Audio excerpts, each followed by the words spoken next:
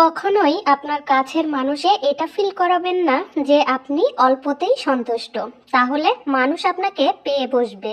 আমার নিজের অভিজ্ঞতা থেকে বলছি, ছোটবেলায় আমার মা কখনো সুস্বাদু মাছ মাংস রান্না করলে সব থেকে বড় পিসটা আমাকে তুলে দিত। তার কারণ হচ্ছে আমি কখনোই অল্পতে সন্তুষ্ট হতাম না।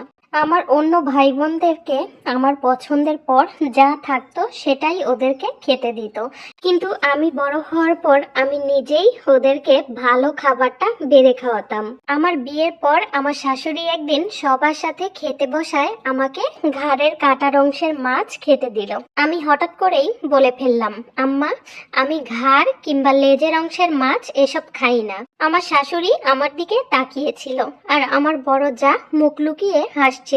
তার কারণ ওই টেবিলেই আমার শ্বশুর আর তার 3 ছেলেও খেতে বসেছিল, আর টেবিলে মাছের বাটিতে মাছের পিসেরও কোনো কমতি ছিল না।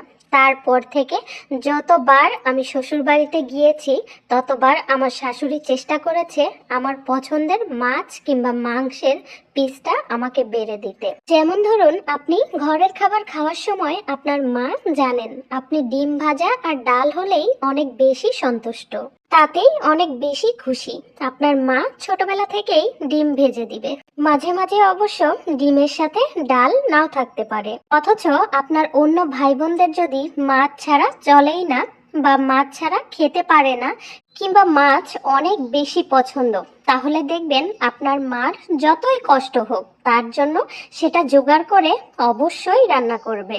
বড় হয়ে আপনি যখন একটা পরিবার গঠন করবেন, তখন যদি আপনার জীবন সঙ্গী কোনোভাবে টের পায় আপনি আলু ভর্তা আর ডাল হলেই অনেক বেশি খুশি, সে তখন আপনাকে আলু ভর্তা আর ডাল বেড়ে দিয়েই বলবে ভাত খেতে।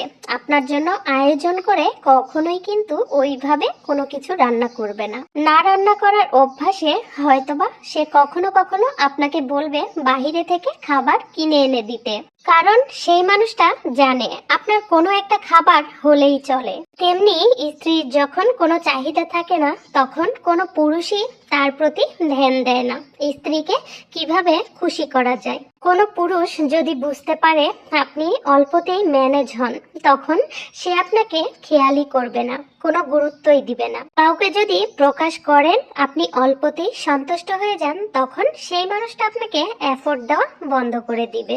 মানুষ এমনই, চাপে পড়লে সব করে থাকে। যার আদায় ক্ষমতা যত প্রখর সে সবার কাছ থেকে ততটাই গুরুত্ব পায়। অনেক কথা বলে ফেললাম, ভুল ত্রুটি হলে সবাই ক্ষমার দৃষ্টিতে দেখবেন। সবাই ভালো থাকবেন আর আমার জন্য দোয়া করবেন। আপনাদের সাথে দেখা হবে আবার অন্য কোনো ভিডিওতে। আল্লাহ হাফেজ।